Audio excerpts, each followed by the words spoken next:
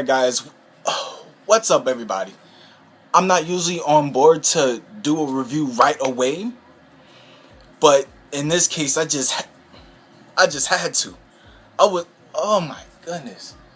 Fairy Tale chapter 385. I was fanboying at this chapter so hard. Now, just for the record, I gotta say, I never liked Lucy. But after reading this chapter right here, my respect for her has gone up. Matter of fact, this is the scale. Lucy was right here at the bottom because, like I said, I didn't like her. But because of this chapter, she's risen up like right here. She's almost within my top 10 favorites of... So to review this chapter, the fight between the Celestial Spirit King and the King of Hades. I won't go into details, but right now it seems like it's at a stalemate. Because whenever the Celestial Spirit King unleashes a devastating attack, Geer is able to somehow remain unscathed. And whenever Geer unleashes an attack towards the Celestial Spirit King, he somehow ends up unscathed. And I mean, Geer even summoned thorns, and it was piercing his body. It even went through his head. And yet somehow he was able to swing them all down. He was unscathed, and he countered. So, to the latter part of the chapter, Lucy, she was sitting there lying on the ground. She was holding Aquarius' key and she was crying. I started to get annoyed. But it's completely understandable. She won't be able to see Aquarius again, so I'm guessing that's why she would cry. But she's doing so much that she doesn't even notice that Jackal is like a few feet away from her. And Jackal, of course, he's pissed. And he tries to blow her up. But there's a water barrier surrounding her. At that moment, I thought Aquarius was going to pop up again. In which case, I was going to get really upset if that happened. But, of course, with Aquarius gone, the Celestial Spirit King is contacting through her. I'm guessing through a type of telepathy of some sorts. And with that, magic power just starts flowing around Lucy. She even feels it. She says, my magic power is surging up. I can feel it. And with that, the Celestial Spirit King contacting her through telepathy, he said, I have, I'm trying to remember the exact words. Either way, he converts Aquarius's magic power into Lucy's power somewhat. And with that, Lucy goes through a transformation, and it's so fucking awesome. Oh my god. He tells Lucy to stand up and fight. She stands up and...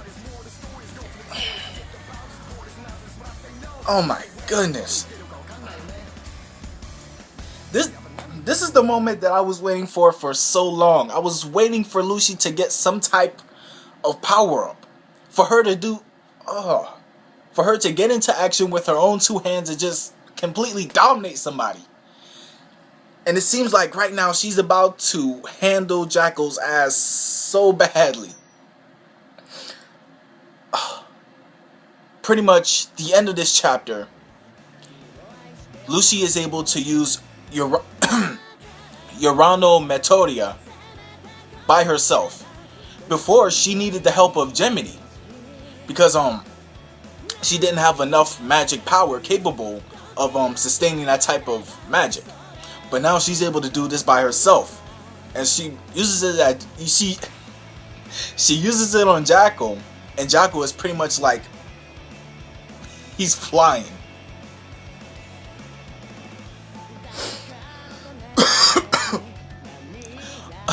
Excuse me for coughing, but once I got done with this chapter, I got so hyped. I jumped out of my bed. Well, I was sitting on top of my bed. I jumped up. I started fist pumping. I was running throughout my house screaming, yes, yes, fuck yes. Now, the thing about this is that I'm wondering if this power-up is going to be permanent. because it's difficult for me to say. Because for some reason I feel that Aquarius is going to be coming back. And I feel like it's not going to be like a long time from now. I feel like it's going to be like within the next few chapters Aquarius will come back after this whole thing is done for.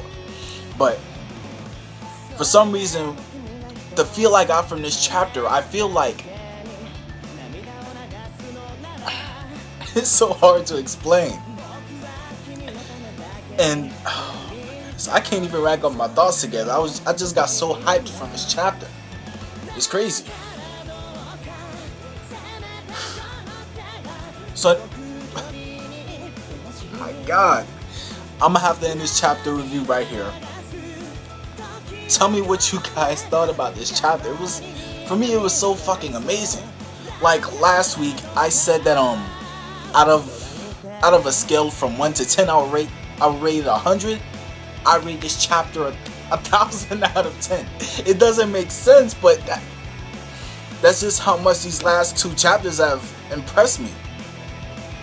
And honestly speaking, this is the first time that I've gotten excited over Fairy Tail in a very long time. It's kind of hard to explain, but anyway, time to end this review, guys. For real this time. Give me your comments. What did y'all think? As always, rate, comment, subscribe. Catch y'all later.